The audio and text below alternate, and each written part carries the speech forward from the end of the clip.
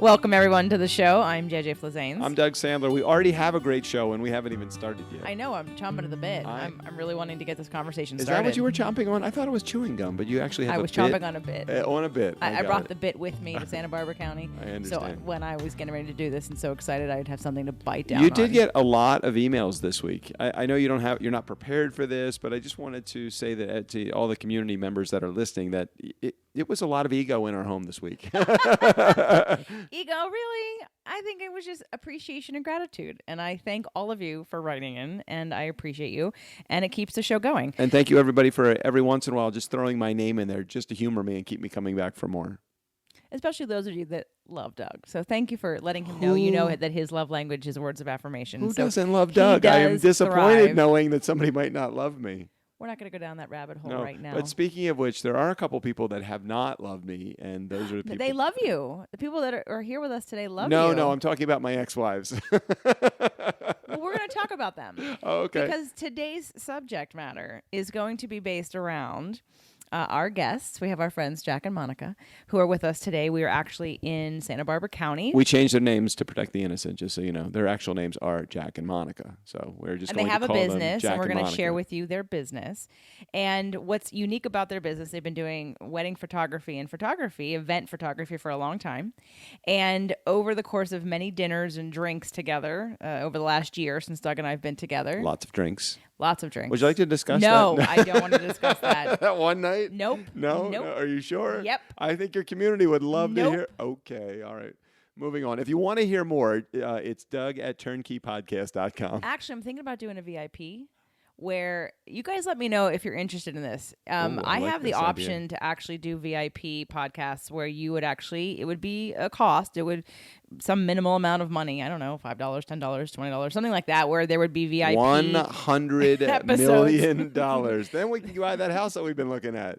Anyway, so if you're at all interested in VIP episodes or group coaching, I put that on the Facebook group, so I've got some feedback on that. But anyway, let's get on to today's show because I'm super excited to hear these stories. So sitting around a fabulous dinner that Jack would make for us and the wonderful hostess Monica is, and our Latin music and their dogs and wine, and we'd talk about... And Uzo. Enough with that. We would talk about... relationships, because obviously this is Doug's most recent and my most recent relationship. He's been married a few times, as you all know. No, I've actually had a relationship since you. You went on one date. Let's not go there. The whole world knows. I know, you Donna. Went out with Donna. I know, Donna. Oh, sorry, Donna. So the conversation has come up about how many times, in fact, I think I want to lead in with this story about the bet that Jack made about Doug's last wedding and whether it would work. Why would you bet against me? I'm sorry. Well, because that then led to conversation about, outsiders, regardless of whether you're a psychologist or not, you see patterns and you see things happen and they really can tell whether or not a couple is going to make it based on how they are before and during their wedding. I thought it was a really interesting topic to talk about because maybe you're that person who's getting married soon and you're engaged and maybe you've got some doubts and maybe you're kind of have the blinders on and maybe you're slightly open or maybe you're not. And I just wanted to say, let's talk about that. So welcome, Jack and Monica. Well, thank you very much. Thank you. It's not quite as simple as it sounds, and the stories that we tell you are based upon a 30-year career, and using Doug as an example, because it sounds like you use Doug a lot as examples. When you see something wrong in a relationship, as we all know, speaking truth to point sometimes can get you in an awful lot of hot water, but in our careers, what you see over time is certain parts of chemistry that just probably shouldn't be together forever after. Well, let's just start so we can set up the level of experience that you have other than just the amount of years. How many weddings have you shot in your career, would you say, between the two of you? Just take a wild guess. Well, we try to lose track, but we're probably approaching 2,000 weddings, social events to our And if you were a betting man, and I know you are, Jack, if you were a betting man, how many of those would you say that you would condition or give a probability that's pretty high that the couple won't make it much into a couple of years of their relationship? Well, it's interesting how JJ jumped on this when we started telling stories around the dinner table. Back in the analog days, when we were using film, there was like 5 to 10 days post an event that we didn't get our proofs back. And so the typical pattern would be client goes away on honeymoon, proofs come back, client comes back, we give them their proofs, and we make an album some weeks later. So you have a wedding, so you have the ceremony, the reception, then you have the honeymoon, and now you're the next thing that they see. So they've had a week or two. So there's two major, or actually several major things that have changed in our careers over the decades, and in the analog and in the digital world. So for example, back 30 years ago or 20 years ago even, I hate to say it this way, but it does come down to money, where you would take a deposit of 50% and you'd pick up the balance when the client picked up their proofs, which could be, in this situation, 10 to 20 days after their wedding. Well, depending on how well the honeymoon went, they spent all their money and they don't have any money to pay for their proofs. Oh, no. So over years, you start looking at your shelves and you see proofs that are sitting on the wall for 6 months or a year because the client ran out of money. Over time, you learn to get all your money up front so that it doesn't matter how much fun they have on their honeymoon. But back in those analog days when we were younger and we didn't quite understand how the game was played as much, I would say that there was a solid 5 or 10% of clients that we had a little internal joke called Red Dot.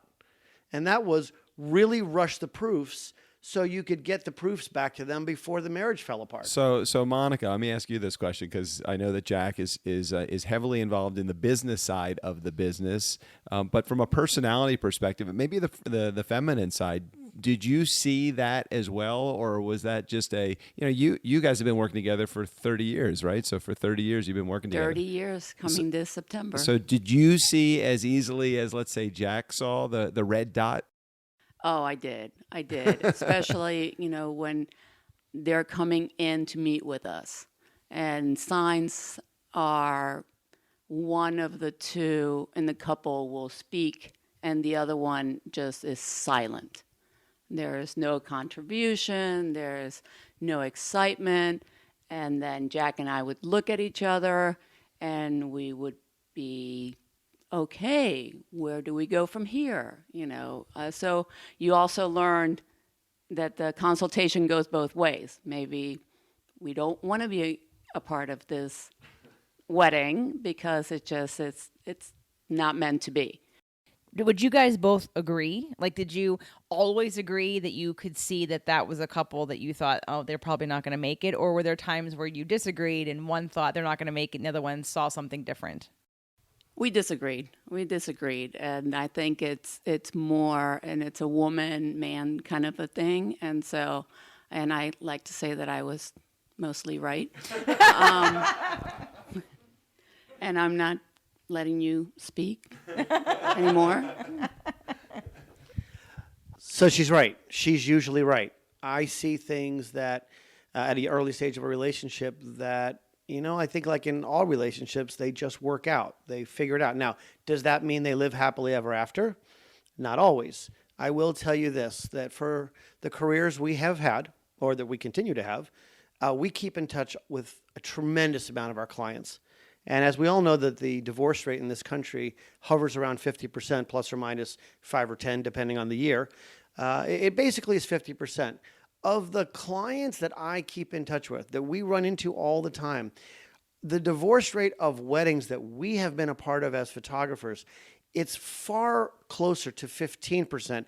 Now, we can't advertise that, You can't advertise, well... Hold on. So are you saying that that when a bride and groom hire you to be their wedding photographer, there's a greater probability that they will not get divorced because you have set them up properly in the photo I don't stages? want to take any credit for that on the good or the bad side of that relationship. I will just tell you that since the core of our career really took off in the 90s, and now we're in the near 2020s, that when you start getting involved with their kids and you are doing weddings for people whose bar and bat mitzvahs you shot, bar and bat mitzvahs for the children that you did their parents' weddings. And I go as far as to say, because it's already happened now 3 times in just the last couple of years, where we did someone's bar and bat mitzvah, photographed their wedding, and now doing their kids' bar and bat mitzvahs. Wow, that's great. 3 generations. So we sometimes go to people's parties or go to that second or third generation event and realize there's 9 or 10 couples in that room that we photographed their weddings 20 or 25 years ago. So have you ever gotten to the point where you felt so confident that the wedding wasn't going to work out or the marriage wasn't going to work out, you've said, hey, John, can we talk before we take these photos? This is an expensive event you're putting together. Well, I got to say that we actually have never done that. You didn't even do that for your best friend, me. I don't even understand that. You know, I think when we all fall in love, we all fall in love for the right reasons. And I really do believe that. I really think that when we start the wedding process, and I've been married twice, and not to say and take away anything from my first wife, who I'm still very, very close with and parent my children with, you don't go into, I don't know anyone who would actually admit the fact that they went into a wedding with all the wrong intentions. I think things change over the years. I think things change over time. Well, so there's a difference between going into it with the right or wrong intentions or going into it not seeing any of the signs. And that was really one of the things that I wanted to talk about is the signs that you know that things aren't going to work out. So I'm going to turn this back over to Monica. I'm going to title those things as love blinders. And when we walk out of a consultation, or sometimes where it really shows is on the wedding day, and I'll let Monica elaborate on that, but we call them love blinders. I would say like a love blinder would be something like the bride and the groom not getting along at the cocktail hour. They're already arguing. That comes to the best man giving a toast, and you can see the bride and groom arguing over the guy that's about to deliver the speech. And he's like, that SOB better not say anything bad about me during speech time. That would definitely be a good sign. So that one might not make it to picking up their proofs, as Jack mentioned earlier. But I think the signs, you know, if you wonder whether or not you can change someone, you know, that's a sign.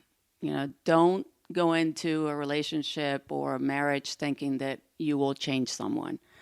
You might add to their personality, know when to step away, but the signs that we see are just nonverbal communications. You know, when they are not walking together, when they're not holding hands, not touchy-feely, especially in the beginning stages of this. Not touchy-feely, because we take the time to actually do photos of the couple before the wedding. And I've seen Jack and I've seen you do many where you're actually posing. Like today when we were taking photos, we're in wine country near Santa Barbara, and they were so cute. When you were posing us for a lot of the stuff that you were posing. By the way, JJ and I we did not set this up so that these were our engagement photos. By the way, these were not our engagement photos. This is a test of the emergency broadcast system. All I said was you were cute. So you kept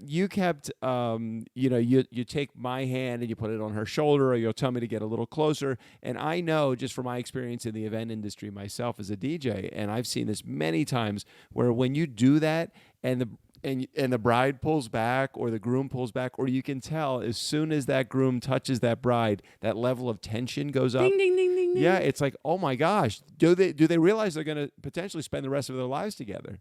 Well, exactly. And so those are all signs. And we love our couples. We always say, you know, the smile doesn't come like from the mouth, right? It comes from the eyes.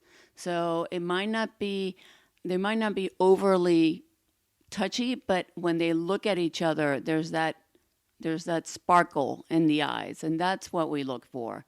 And if it's not there, you know, we continue, because nobody's going to hear you when you tell them, oh, I don't think so, you know, refunds, you know, go back. But it's a special time for everybody. Well, it's not your job, right? It's like, it's in a way, right? You're wedding photographers and do other photography. So I'm hiring you to do that. I'm definitely not going to be open to hearing your advice unless I'm asking you, and I know you and I trust you on relationship stuff. And so I understand that. But for the people who are listening right now, who are in a relationship, who are possibly open to reevaluating in a good or a bad way, what are some of the other things that you see? I know you've mentioned one, like sort of walking down the aisle, that again sort of indicate that there's too much distance between them. There's not enough togetherness or connectedness. Well, I'll give you a couple of quick snippets of things, all of which I have seen inside of the last 2 years. So these are really, really fresh memories. The repeating one that Monica and I, we just, as a husband and wife who shoot separately and shoot together, we come back from jobs and say, oh, how'd it go? How'd this couple like? And I go, oh yeah, he doesn't get what having a wife means. And what just put yourself in this mindset. You're out there doing family photographs. And when the family photographs are done, the groom starts walking away and the bride yodels in his direction, honey, and he'll literally walk back, turn around, and start walking back to where he went to, not realizing that what's missing is a hand to come out to the bride and put the bride a step ahead of him instead of 2 steps behind. Now, this sounds awfully Princess Bride-ish, but just stop and think about it. I hate to blame it on the guys, but we're a little bit insensitive. We're getting married. The bride has spent a year or so with every waking moment planning the details. We're participants. I actually have one coming up where the groom is over participating the bride. It's in 3 weeks, actually. And I'm really looking forward to how it pans out. Great couple. Kudos to David when it happens. We'll talk about that in another cast maybe. But anyway, so guys not paying attention to their new bride on a wedding day, huge, huge sign. Doug, you mentioned the best man's speech. If the bride is worried, now listen, here's 2 sides of the same coin.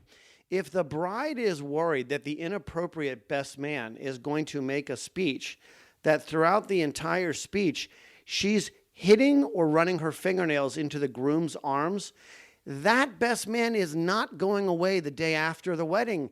He's the groom's best friend.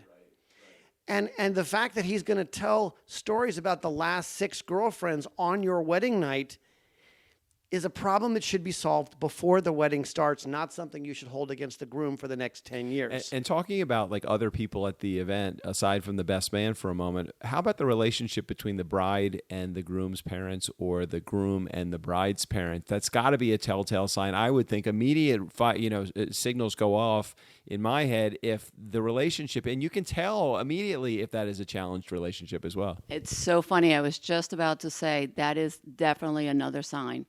I had a bride, or the mother of the bride, who called me and said, I have not met his family. We've invited them all the time. He doesn't come. I mean, literally crying almost.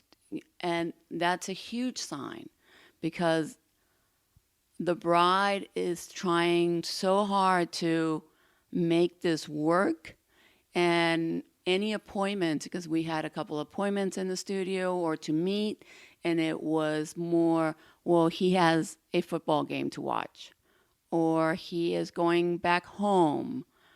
And, and it happened a couple of times, several times actually, and the wedding has happened and they're married, but it just seemed like the bride has lost her way, or now the wife has lost her way in fitting in with him and not melding the 2 families together. And that in the long run, in my opinion, is not a healthy way to begin a relationship. Well, what's interesting is that you're not just marrying the woman, the bride, or the groom. You're marrying the entire family. So I look at it and say, wow, if you're already starting from a challenged position of not having a relationship with the family of, that's got to be a really bad place to start. And it puts strain on the relationship. It's not just about the love that you have for your spouse and the love that your spouse has for you. It really is about that entire ecosystem of the wedding, well beyond the ceremony. I think you could probably get through a year, 2 years, and last in that sterile environment of just you and your significant other and your married partner. But to get beyond that, you really need buy-in. Unless you're living on an island by yourself, without that buy-in, for example, religion. If you're not the same religion, I'm not saying that you need to be the same religion. But if your family is against it, imagine the amount of strain that's going to cause the marriage. If you're Jewish, he's not, and all of a sudden, come holiday time, they're fighting for you to be able to go there, and your spouse doesn't want to go because that's not their religion, or they're not supportive of the things that you were brought up with. That's got to be a terrible strain on the relationship. Well, I will tell you that religion, as though we think it's something that is the most important first hurdle, Catholic, Jewish, or whatever it may be, ethnic backgrounds. Like just last weekend, we photographed a Jewish Korean wedding, and it was on one of the hottest days of the year, and it had a lot of speed bumps to get over just on the fact that it was one of the hottest days of the year, and a lot of rain came. But there was something about the dynamics of these two that they soared right past it. It was a second marriage for both of them, and they were very, very secure in themselves. A couple of years ago, I did a fabulous Irish boy married an Indonesian family. You have an Irish Catholic family from, I don't know, Ohio or Pennsylvania somewhere, marrying a traditional Indonesian family with everything and all the accoutrements that goes along with that, where the cultures... They're both Christian-based religions, but their cultures have nothing in common. But you could see the love in the parents, that they were both tremendously supportive of the kids. And that to us, there are a few things that really rip at our souls, especially after all these years, when you see a marriage that isn't going to work at the wedding day. It really hurts us. For every reason. So how about on another note? How about the socioeconomic status of a bride or a groom as they go into it? The groom is paying, or the bride. Let's take the bride for example. The bride is paying for everything because this is her important day. I'm just thinking back to my scenario when I got married for the second time, where this was extremely important to her, and so she put in a lot of the dollars into the wedding, where we had decided ahead of time the budget was going to be considerably smaller, but she saw things along the way that were very important. It caused a lot of strain for me, but it was one of those things that she just wanted to do. So what am I supposed to do? I didn't go against her. She wanted to spend the money on it, and so it's not for me to say yes or no. It's if you want to do it, you do it. There's a couple of red flags that I have seen over the years that I'm kind of categorizing them as we've been talking, because when we started having this conversation with the two of you 3 days ago, I started thinking, well, never actually thought about this in a linear sense, kind of all at one time. And I'll say that anyone who thinks that a bad relationship with the in-laws is going to get better over time, this is something you should really get some professional opinions about, because it's not going to get better. If it's starting off bad and you're already falling over holidays, or the future mother-in-law, and again, it doesn't matter which side of the gender you're on here, if that future mother-in-law already doesn't like the way you cook, the way you act, the way you dress, the way you drive, it's not going to get better, and it is an irritant. It is a rash that you cannot put ointment on, and it will not go away. I totally agree. And again, I hope I'm not sharing any information to the world that is not common knowledge, but my mom does not have the greatest, or did not have the greatest relationship with my brother's wife. And from the very beginning, it was a challenged relationship, and it was 30 years that way. So it never got better. You're 100% right. If you think it's going to get better without you doing some extra work or backpedaling or something that you need to do in order to improve that relationship, it's going to go down a slippery slope, and that is not a good slope to be on. But going back to what you mentioned about how much the budget was going to be for your second wedding, I think that was a red flag. If you were to look back, because not that it wasn't as important for you, but eventually it would come out, right? That something was not right or as important for one. Yeah, I think there's a certain level of, there's got to be a trust issue between the two of you. If this is what we set out to do, then this is where it should be. And you're rolling down a snowball rolling down the hill, and it's like, okay, I don't know where to stop. I can't stop it. And at some point you just have to say, I can't do any more. You know, there is a number of red flags. Again, I look at the red flags, especially in my second marriage, because that was such a brief, it was 2.5 years of, I don't even think it was that much. It was 2 years of my life. And what was incredible about it was that as I look back to all of the things that would potentially red flags for both of us, we probably should not have, as in love as I was, we should not have gone forward with the marriage. I don't regret having been married that second time, but I do regret not seeing the flags and having conversations about them. I don't, JJ, I know that you probably have, I don't want you to share any information that you're not comfortable with sharing, but, there was probably red flags in your relationships too. I know there was for me. But mine didn't center around the wedding. It was only, if I really thought about it, it was, 2 years, a year before the wedding happened. And it was more behavioral things that I thought, I don't have the tools for this. I don't know how to handle this. But actually, I had a freaking perfect wedding. Like, it was awesome, which is another reason why it saddens me to think about marriage in general or ever getting married again for that reason, because it literally was perfect because I designed it that way. I used to work weddings at the Bel Air. And so I was a hostess, and so I would see the people that would come in that made it about them and their relationship, and the ones that came in and made it about the production, the ones that were not actually connected, the ones that were more worried about whether people were sitting or what their dresses looked like or where the photos were going to be or if the swans were in the pool at the right time, and they just didn't, and the groom was having a good time with his buddies, but he actually wasn't into his wife. And I would see this and I would think, that's not going to last. And if this is a first marriage, it will not be the last marriage. And I wasn't married at the time, wasn't engaged, wasn't even in a relationship when I was working at the Bel Air. So I have been in that position to sort of watch weddings, which is why when I finally had mine, one of the first things I said was, we're doing it in Hawaii so that everyone's on a vacation. We're going to be in vacation mode. Number 2, I'm hiring a wedding planner because I am not going to run around like a chicken with my head cut off with a whole bunch of stress when I'm supposed to be having a good time and be in joy. So the day of my wedding was literally spent having breakfast with my family, looking at the mountains in Kauai. I had a pedicure. I took a bath, a bubble bath, looking at the ocean. My girlfriends came over and we all got dressed and had played music and had a great time. It was a perfect day. Now, does that mean my marriage was going to last because I had a perfect day and a great wedding? No, of course not. But I did everything I could consciously up until that point to see and to commit to doing the right thing by my relationship.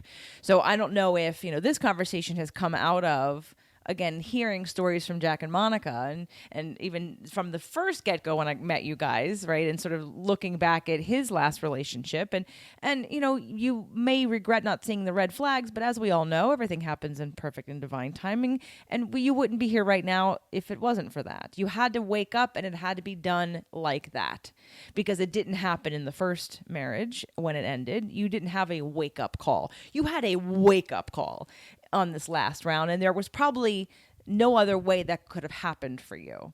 So, to me, I wanted to have this conversation because it is interesting from another perspective. Because, like I said, I've kind of been there. I haven't done nearly as many weddings as you guys have, but I've watched the relationships, and that was 15, 16, 19 years ago that I was in that job.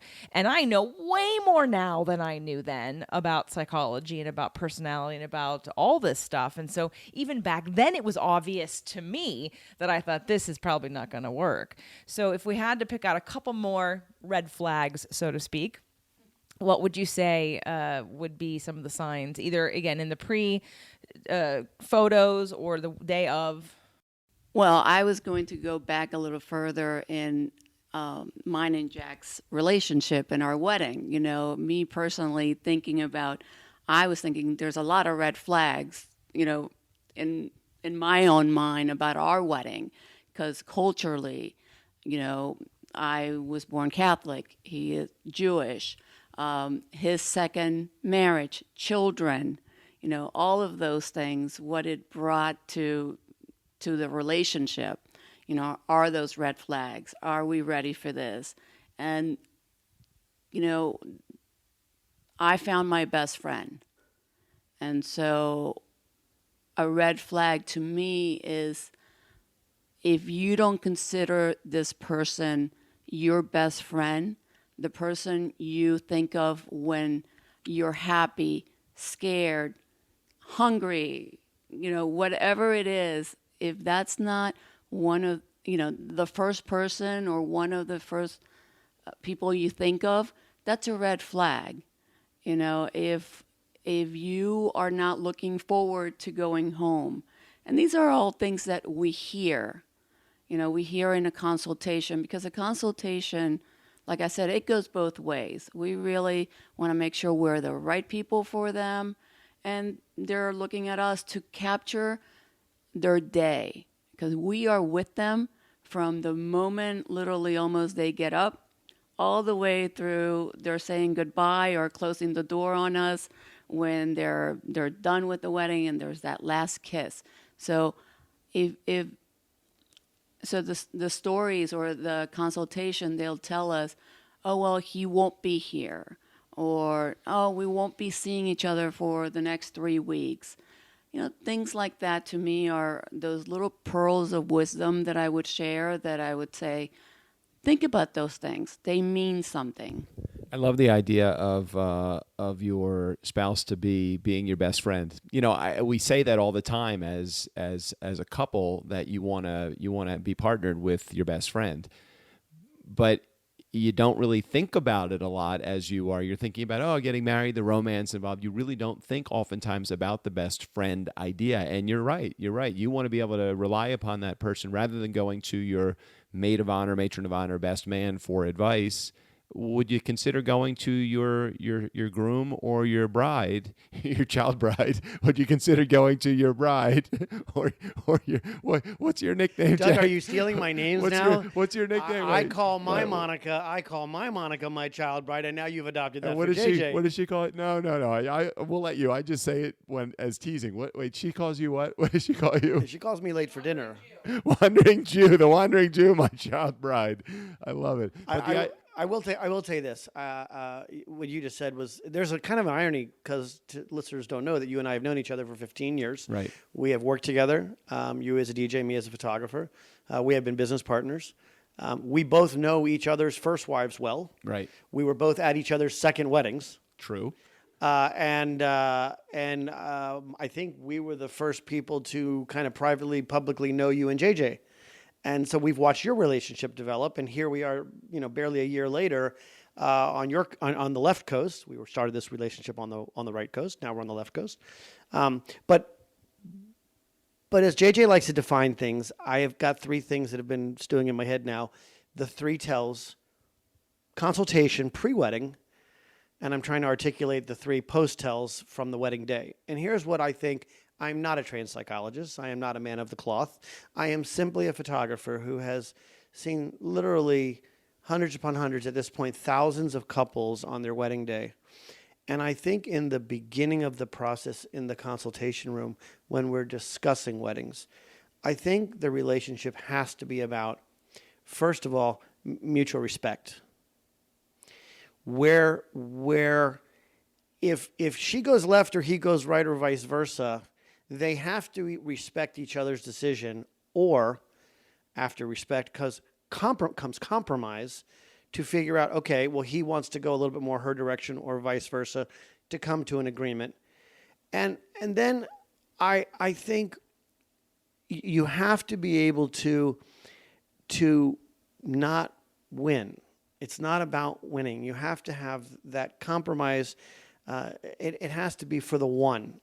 And that's in the beginning. And the things that we see are the adamants, where she has to do this and he refuses to do that. Or his family thinks this is a great idea and her family thinks it's a horrible idea. And by the way, that can be about the color of the plates or invitations, down to a tuxedo shirt or a bridesmaid's dress.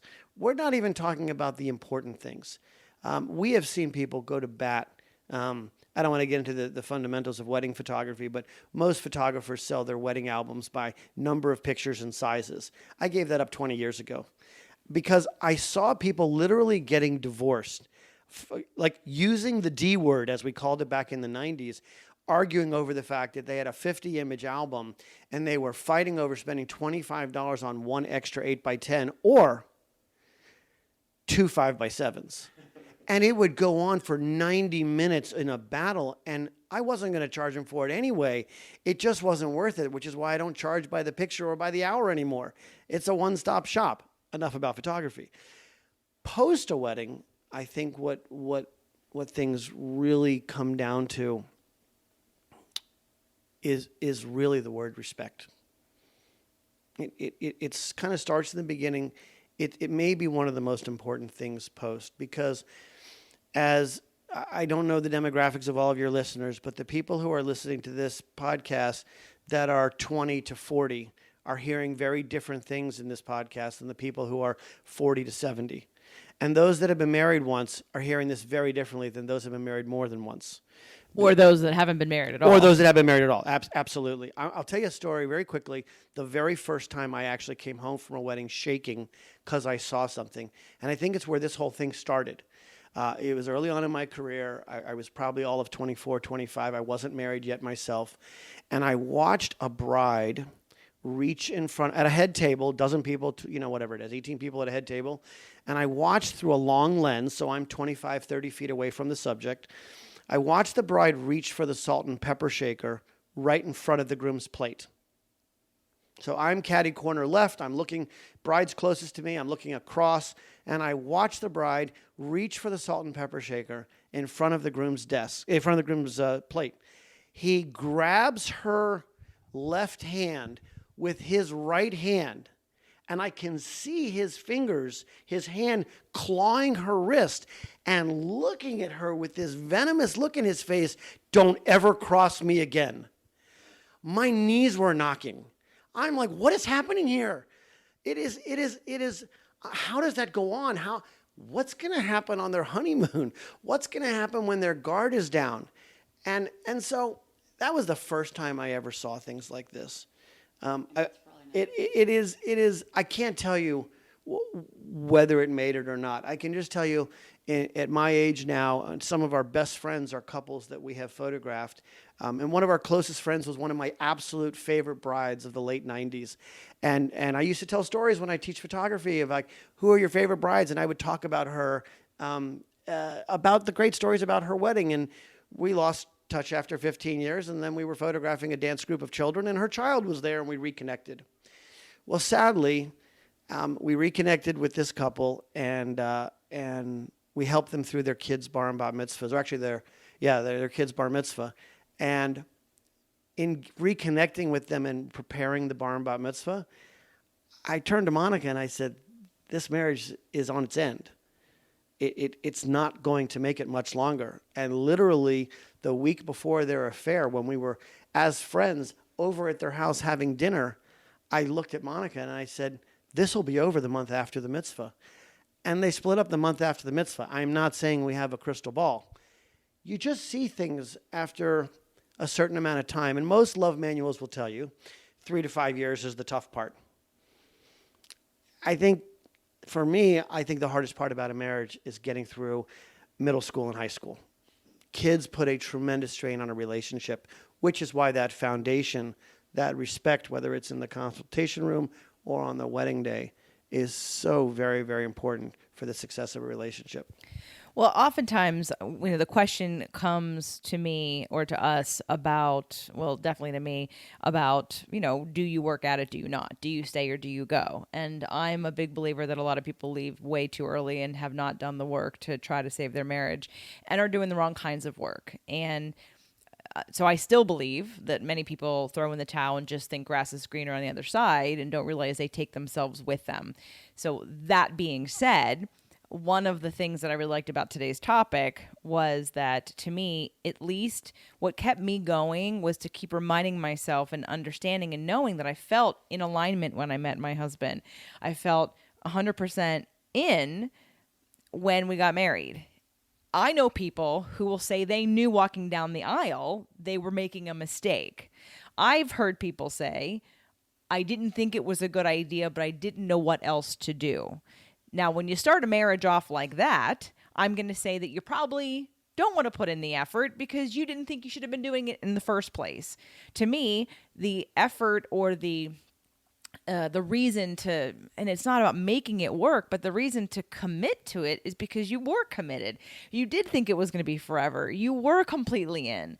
That to me speaks about that if you're not aware of whatever fears you may have had, that you truly believed and you were in love, which means that there's something there that each person in the couple needs to work on. And that's the psychological piece. That's the imago therapy we talk about. That's all the other therapies.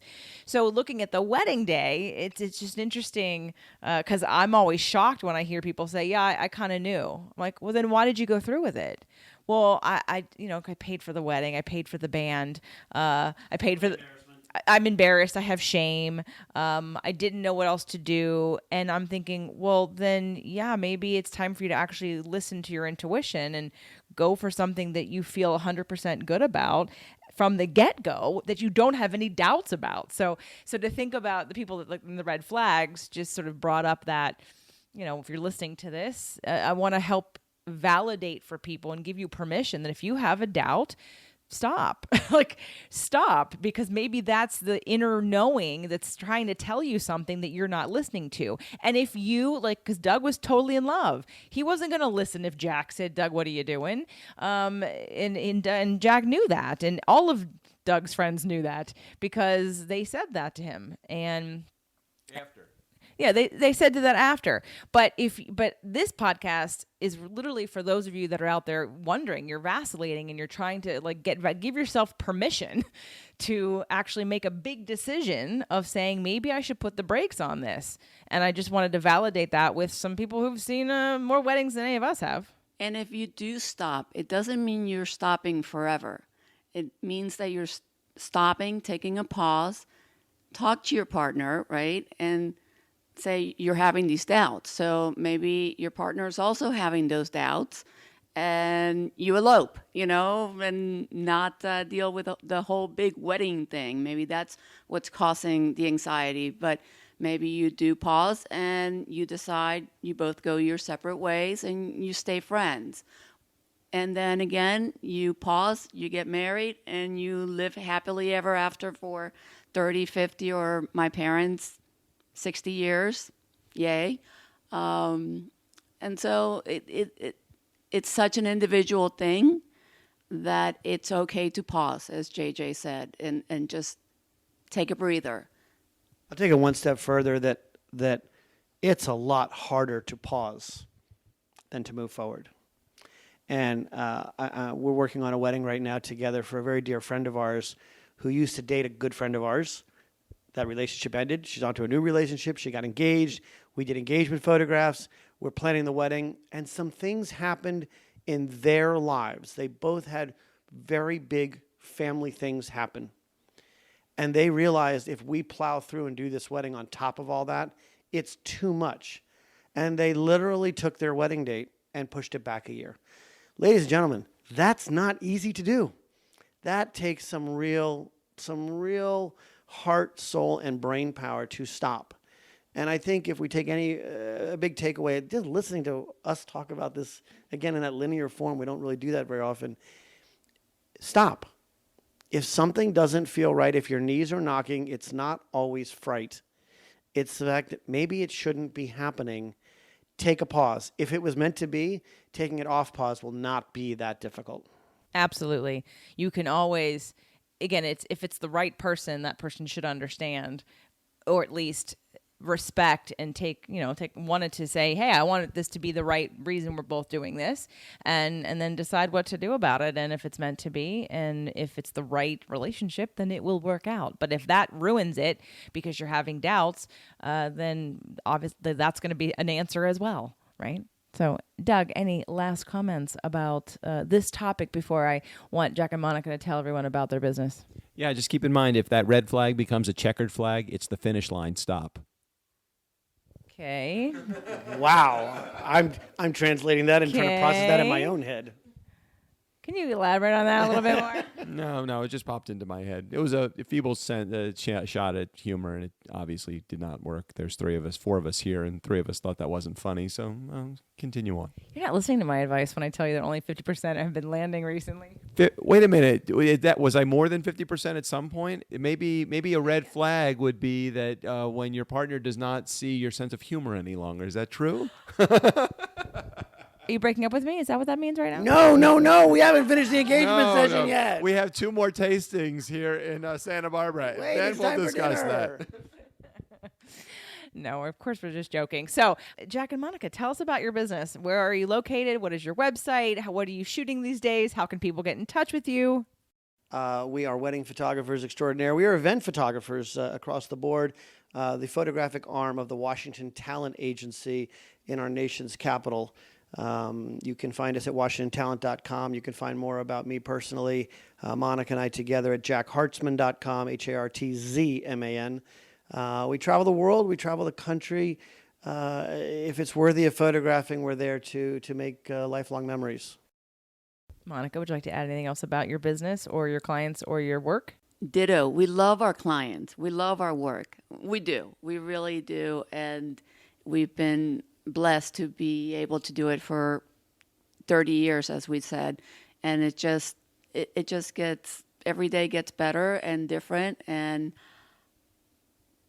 being here with JJ and Doug, it's just another experience. And we capture moments in time. It sounds very cliche, but it's,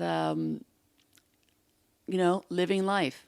Don't let it live you. So that's what we do. Just to give an additional plug, I've been working with Jack and Monica for 15 years, and they did many of my special events in my life. Thank you, Jack and Monica, very much.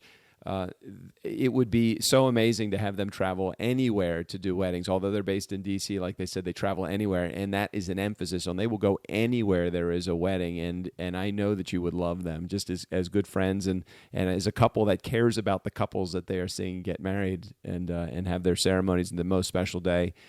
For them, it is amazing, and they can turn magic out of those moments. So please, if you are thinking about getting married at any point and you want a wedding photographer, event photographer of any kind, Jack and Monica are amazing. And in the case that you are going to take a pause, but you're not giving up on your relationship and your wedding isn't this year, maybe come to the couples retreat. Let's work it out together at the couples retreat. JenniferLazanes.com/couples retreat. You know the drill. We've talked about it before, but seriously, it's worth an evaluation if it's something that you're not sure of, at least getting clarity and learning a little bit more about who you are and your core wounds and your love languages and your astrology and how to communicate on a different level would be beneficial for not only the relationship you might be in, but any relationship in the future. Did you say there was going to be a portrait session for the couples at the retreat this year? Oh, look at that. Wait a minute. Is it a love photo session for coming to the conference this year? We haven't talked about that, but maybe over our dinner tonight, maybe we can discuss that deal. So, all right, everyone. Thanks for tuning in. We'll see you next week. Thanks, Jack and Monica. Hey, thanks for having us.